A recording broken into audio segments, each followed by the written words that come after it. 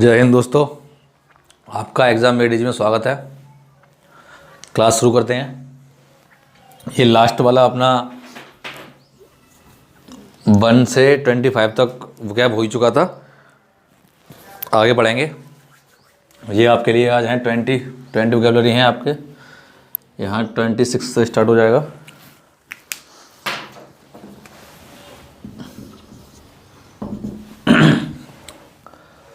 आपका जो फर्स्ट है वो है कॉन्स्क्रिप्ट। कॉन्स्क्रिप्ट का मतलब क्या होता है? इसका हिंदी अर्थ होता है भर्ती होने वाला। इसका हिंदी अर्थ होता है भर्ती होने वाला, यानी कि किसी जॉब में या किसी भी शोरूम वगैरह में जॉब के लिए भर्ती होने वाले जो रिक्रूट होती है वही। इसका भी हिंदी अर्थ यही होता है, सिनोनिम हो जाएगा इसका। यह है ड्रॉ मीन्स खींचना, एन सर्कल मीन्स घेरा बनाना, एंड नेक्स्ट सब्सक्राइब मीन्स क्या होता है? सदस्यता लेना। एक मिनट दोस्तों।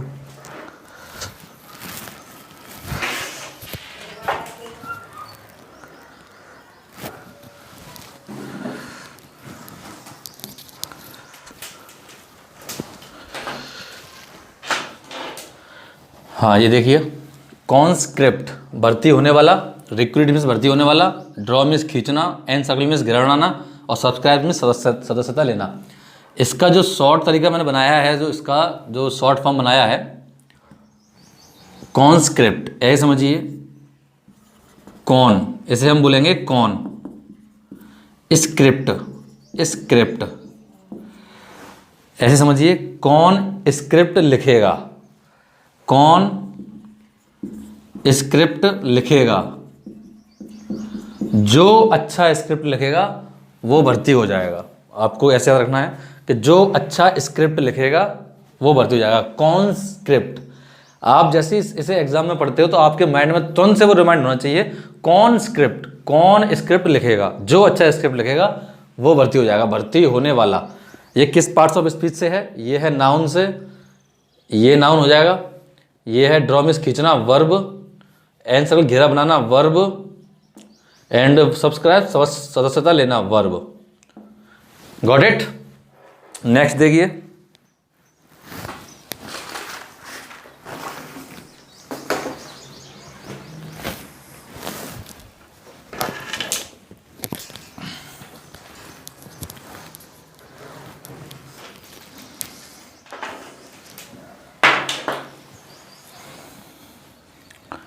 इंडोलेंट। इंडोलेंट मीन्स क्या होता है? आलसी, एक्सपेंसिव महंगा, एक्टिव फुर्तीला, हैप्पी खुशी। इसे हम एक वर्ड और बोल देते हैं, इन हाई स्पिरिट।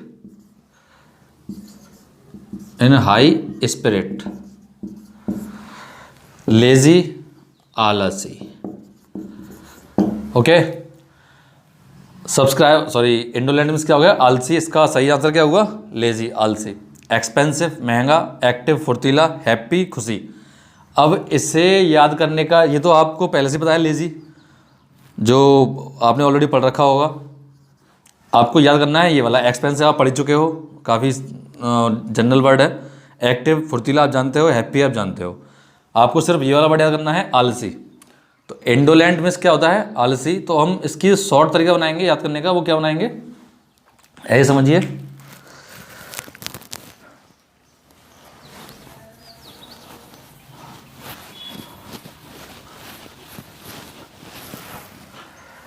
इंडोलेंट, आलसी। इंडो, इतना वर्ड लिखिए। ये क्या होगा? Indo, India, lent rent. ये क्या है? ओ इसमें साइलेंट कीजिए। लेंट की जगह क्या माइंड में रखो?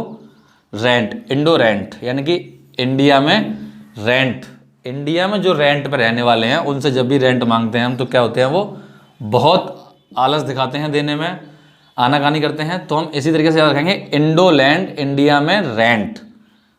कैसे होते हैं जो रेंट पर रहने वाले? आलसी। किस चीज़ में? जब उनका रेंट देने का टाइम आता है तो आलस दिखाते हैं। ऐसे ऐसे याद रखेंगे, इसका जो आंसर ये हो जाएगा। ओके, नेक्स्ट देखिए, इनविगोरस।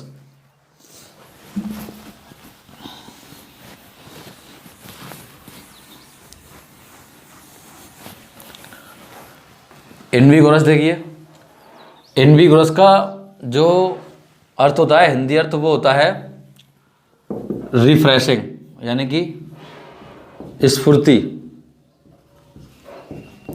स्फूर्तिदायक,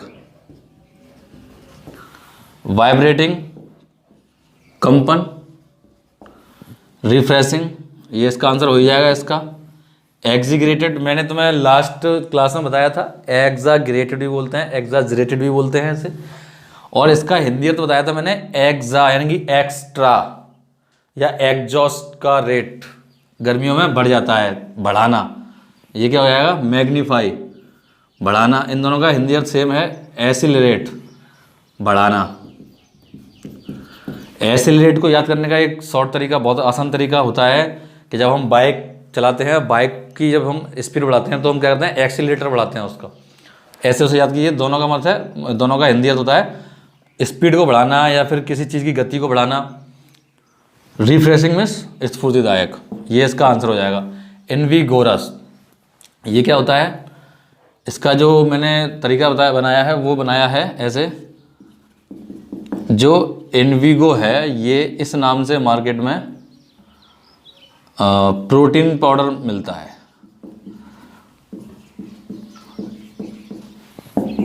इनविगो के नाम से, तो ऐसे प्रोटीन पाउडर मिलता है, तो प्रोटीन खाएंगे तो हम स्फूर्ति आएगी, फुर्ती आएगी, शरीर में एनर्जी आएगी। तो ऐसे हम इनविगोरस को याद रख लेंगे हम। नेक्स्ट देखिए, लास्ट, साइकोफेंट, ये होता है चापलूस। अच्छा, पहले ये देख लीजिए कि ये किस पार्ट्स ऑफ स्पीच का है। ये इनविगोरस, स्फूर्तिदायक, नाउन,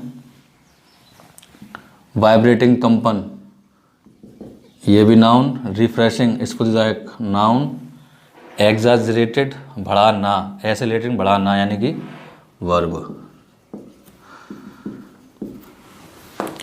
ये देख लीजिए, साइकोफेंट, साइकोफेंट क्या होता है? चापलूस। और साइक, ये होता है मानसिकता, मानसिकता। फ्लैटर मिस चापलूस, क्रिटिक मिस आलोचक, और स्लेव मिस गुलाम। अब आंसर देखिए कौन सा होगा इसका? बी। अब एक चीज समझिए भाइयों, चापलूस एंड गुलाम, देखो ये इसका आंसर तो इसका ये हो गया, लेकिन आपको यहाँ पे कंफ्यूजन नहीं होना है कि चापलूस और गुलाम बहुत सारा डिफरेंस वर्ड। कैसे? कि चापलूस तो वो होता है कि वो आपके अंडर में तो है, आपकी गुलामी कर रहा है, चापलूसी कर रहा है, आप उसे कुछ लालच देते हो तो आपका वो काम करता है। लेकिन जो गुलाम होता है, गुलाम ऐसा है कि आप उसे कुछ दो ना दो फिर भी वो आपकी गुलामी ही करेगा। अब चापलूसी में क्या है कि चापलूस व्यक्ति वो है कि जब तक आपके पास उसे कुछ लालच दिख रहा है किसी चीज़ का तो वो आपके साथ चापलूसी करता रहेगा, लेकिन जैसे ही दिखा कि उसका स्वार्थ खत्म हो गया तो वो आपके पास से चला जाएगा, जा सकता है वो, यानी कि वो आपके अंडर में नहीं है। बट स्लेव, गुलाम, जो गुलाम वो आपके अंडर में होता है, उसे आपसे कोई लालच नहीं होता है, बट वो आपके अंडर में है, आपकी गुलामी कर रहा है, आप जब कहोगे जैसा कहोगे वो वही करेगा। जैसे कि अपने भारत में पहले बहुत गुलामी रही है, वो खैर बात की बात है। ये ऐसे समझिए, ये दोनों डिफरेंट वर्ड है। तो ऐसे आपका ये जो वोकेबुलरी सेशन है ये ख़त्म होता है यहाँ पे।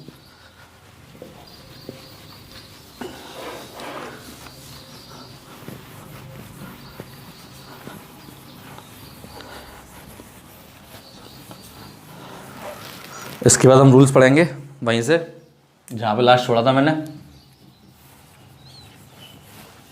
ए और एन का यूज़ चल रहा है अभी, और ए और एन में यूज़ हम how too much, how too so, how too, so, as, ये 4 पढ़ चुके हैं कि ये वर्ड्स आपको जब भी दिखते हैं तो उसमें आर्टिकल की पोजीशन बदल जाती है। पहले आर्टिकल आता है कहाँ पर, पहले आर्टिकल, फिर एडवर्ब, फिर एडजेक्टिव, फिर नाउन। लेकिन how too so much, sorry how too so as, ये वर्ड्स सेंटेंस में आपको कहीं दिखते हैं तो आर्टिकल की पोजीशन बदल जाती है। तो इसकी पोजीशन क्या जाती है, पहले एडवर्ब, फिर एडजेक्टिव, फिर आर्टिकल, फिर नाउन।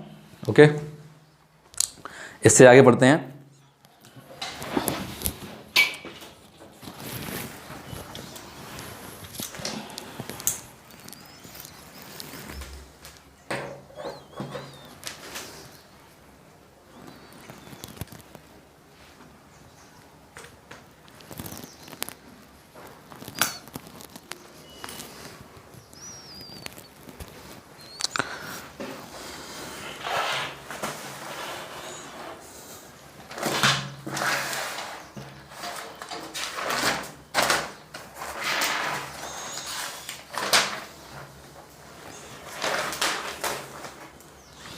देखिए यहाँ रूल है अपना कि जब टू एडजेक्टिव्स एंड से जुड़ते जुड़े हों और आर्टिकल ए एन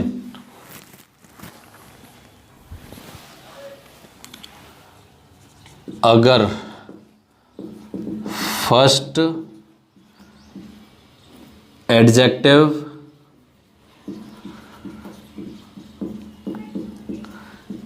के साथ है तो वहाँ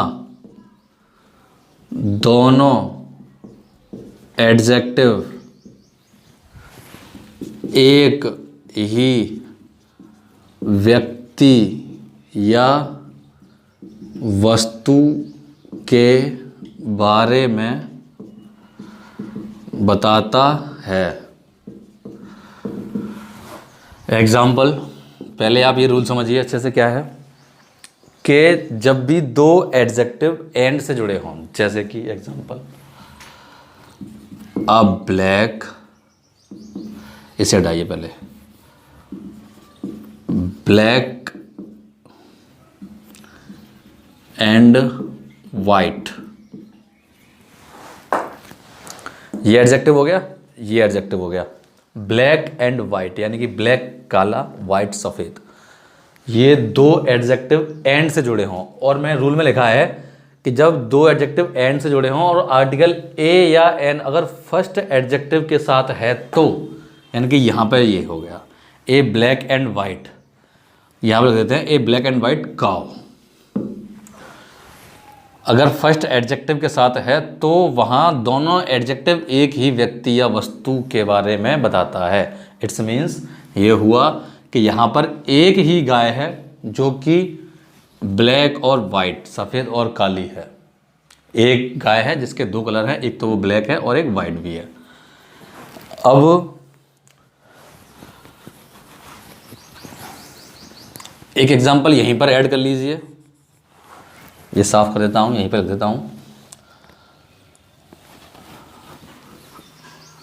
यहाँ से देख लीजिए। जब 2 एडजेक्टिव्स एंड से जुड़े हों और आर्टिकल ए एन दोनों एडजेक्टिव के साथ हो तो वहाँ 2 भिन्न भिन्न व्यक्ति या वस्तु की बात करते हैं। यहीं से देख लीजिए, इसी एग्जांपल से देख लीजिए, दोबारा से लिखता हूँ। ये देखिए, जब 2 एडजेक्टिव एंड से जुड़े हों, एडजेक्टिव मान लीजिए यही ले लो, ब्लैक एंड वाइट। जब दो एडजेक्टिव एंड से जुड़े हों और आर्टिकल दोनों एडजेक्टिव के साथ हो, यहाँ पे लगा लेते हैं ए ब्लैक एंड वाइट साथ हो, तो वहाँ दो भिन्न भिन्न व्यक्ति या वस्तु की बात करते हैं। यानी कि इसका मतलब ये हुआ, यहाँ क्या लिख देते हैं, सेंटेंस कंप्लीट हुआ। इसका मतलब ये हुआ कि यहाँ पर पिछले वाले सेंटेंस में क्या था कि आर्टिकल केवल पहले एडजेक्टिव के साथ था, तो इसका मतलब ये था कि वहाँ पर सिर्फ एक ही गाय थी जिसके दो कलर थे, एक वो ब्लैक एंड वाइट। बट इसका मतलब ये हुआ कि एक ब्लैक गाय है और एक वाइट गाय है, इसका मतलब ये हुआ। अब इस रूल से हमें ये क्लियर होता है कि अगर आर्टिकल एक के साथ है, फर्स्ट वाले के साथ, तो और सेकंड वाले के साथ नहीं है, तो इसका मतलब ये है कि एक ही व्यक्ति है या एक ही वस्तु है जिसके बारे में बात हो रही है। और आर्टिकल दोनों के साथ है तो दो भिन्न भिन्न वस्तु हैं जो कि जिनके बारे में बात हो रही है, एक ब्लैक है और एक वाइट है। समझ में आया? Got it? नेक्स्ट रूल देखिए,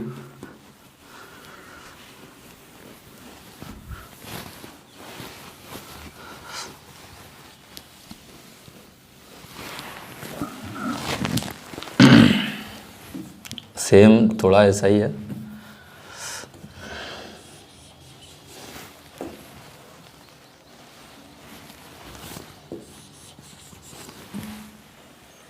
अब सही है। जब दो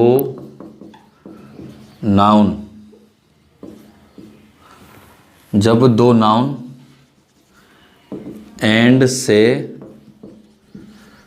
जुड़े हों तथा आर्टिकल ए और एन फर्स्ट नाउन के साथ हो, तो वहाँ, तो आर्टिकल ओनली और लिख लीजिए एक बार, ओनली फर्स्ट नाउन के साथ हो, तो वहाँ हम किसी एक ही व्यक्ति या वस्तु के बारे में बात करते हैं। सेम वही रूल है लास्ट वाला, बस यहाँ पे उसमें एडजेक्टिव्स थे और यहाँ पे केवल क्या है, यहाँ पे नाउन है। एग्जांपल देखिए,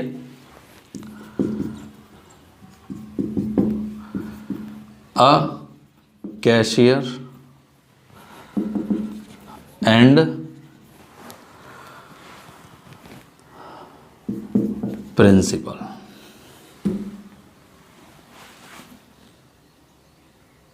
A cashier and principal।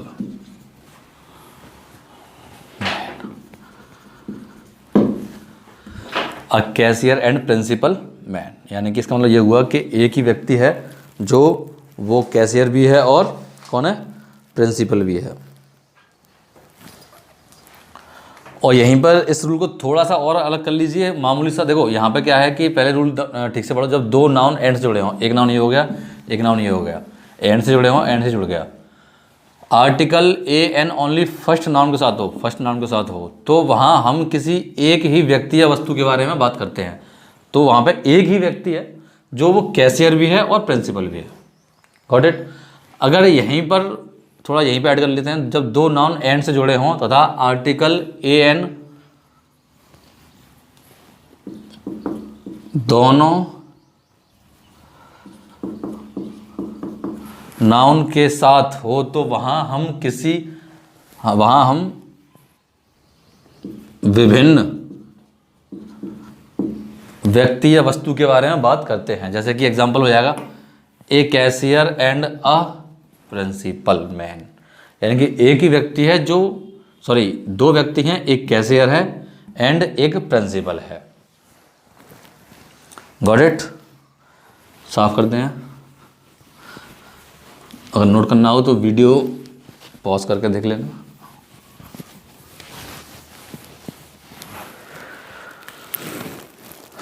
Next rule देखते हैं।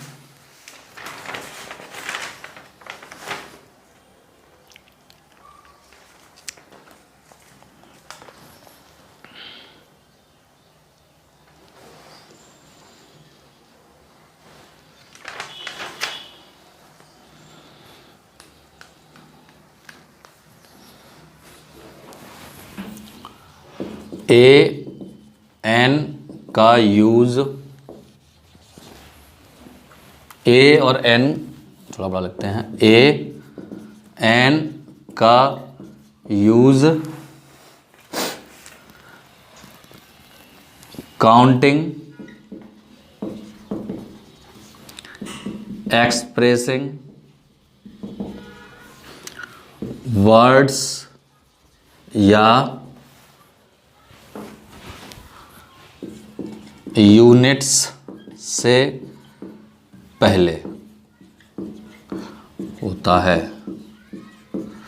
यानी कि ए और एन का यूज़, ए और एन का यूज़ काउंटिंग, एक्सप्रेसिंग वर्ड्स के या फिर यूनिट्स के पहले होता है। जैसे कि एग्जांपल समझ लीजिए, जैसे कि half an hour, half a kilo, one half a kilo. Example देख लीजिए।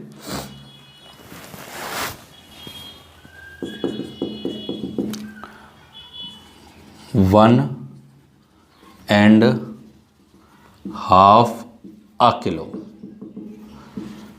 दोस्तों बता सकते हो आप ऐसे कैसे लिखोगे? One and half a kilo, math में ऐसे कैसे लिखोगे?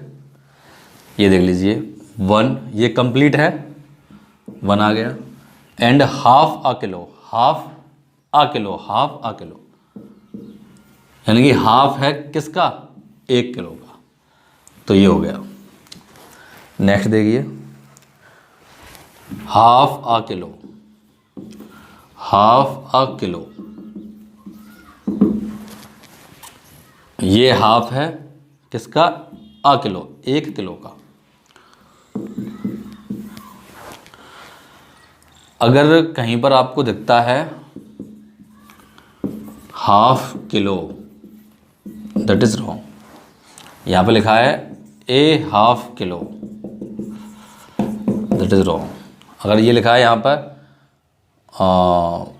One and half kilo, one and half kilo, that is wrong. Got it? बहुत अच्छा रूल है। और देख लीजिए example, a third, one third, a third, one third, इसे हम कैसे लिखेंगे? एक तिहाई।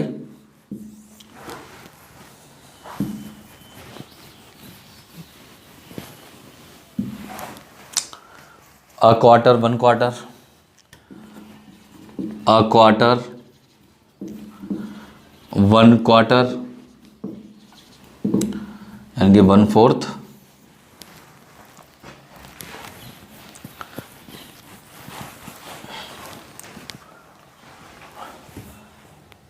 ऐसे एक और देख लीजिए, five and a quarter, five and a quarter, कैसे लिखेंगे इसे? फाइव एंड अ क्वार्टर, यानी कि एक का क्वार्टर। अब भाइयों यहाँ पे अगर वो एग्ज़ाम में देता है, एग्ज़ाम में आ चुका है ये क्वेश्चन, फाइव एंड क्वार्टर, तो क्या ये सही है? एब्सोल्युटली रॉन्ग, बिकॉज यहाँ पर फाइव तो उसने क्लियर बोल दिया फाइव है, लेकिन एंड क्वार्टर और फोर्थ, फोर्थ किसका फोर्थ? एक का फोर्थ, टू का फोर्थ, थ्री का फोर्थ, फाइव का फोर्थ, ये क्लियर नहीं है, इसलिए यहाँ पे ये क्रॉस हो जाएगा। देख लीजिए एक बार इसे।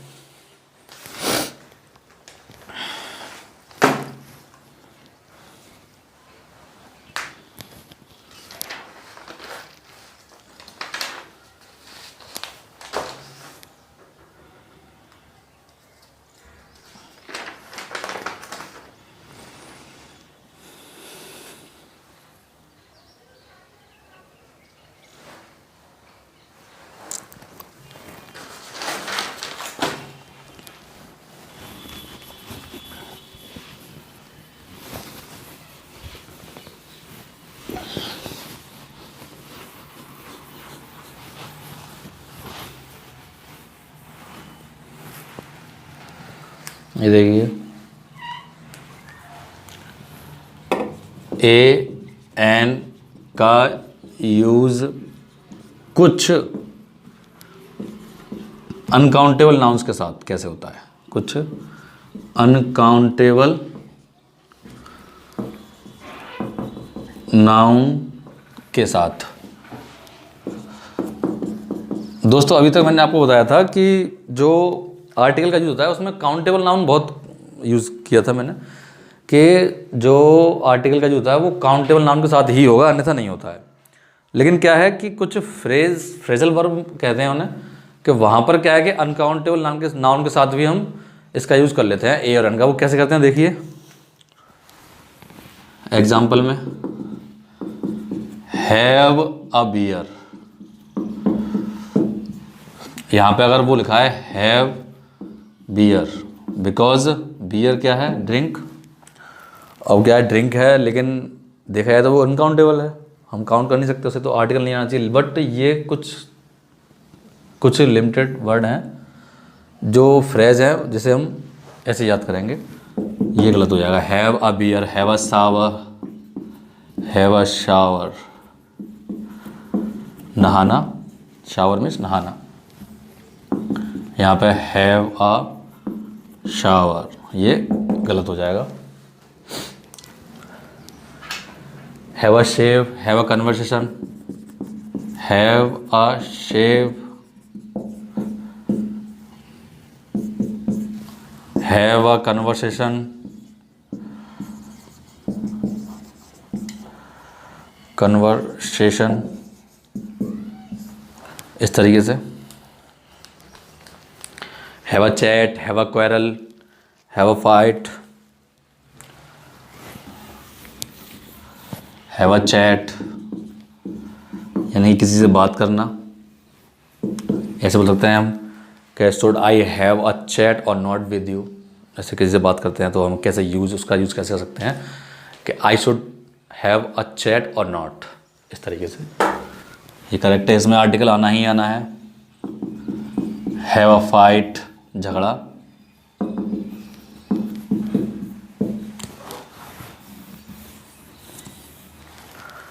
हैव अ गुड डे, ये तो बहुत ही यूज होता हुआ देखा है, हैव अ गुड डे। ये भाइयों दोस्तों एग्जाम में ऐसे आता है कि उसमें वो आर्टिकल डाल देगा और सेंटेंस दे देगा, या फिर ए हैव गुड डे ऐसे दे सकता है वो, या फिर हैव गुड अ डे ये दे सकता है वो, जो कि गलत है। ये भी गलत है, ये भी गलत है। सही कौन सा है अपना, ये वाला नोट कर लीजिए, देख लीजिए। इंग्लिश सीखना कोई बड़ी बात नहीं है, बहुत आसान सी बात है। बस ये है कि स्टूडेंट्स के अंदर क्या है कि फोबिया होता है कि यार इंग्लिश बहुत टफ है, लैंग्वेज है, बहुत बड़ा विस्तार है, आएगा नहीं। ऐसा बिल्कुल भी नहीं है। आप जुड़े रहिए, देखते रहिए अच्छे से, और इंग्लिश आप सीखोगे और एग्ज़ाम में अच्छा करके भी आओगे, ये मेरा आपसे वादा है। आज के लिए इतना ही है। बेस्ट ऑफ लक, ख्याल रखिए अपना।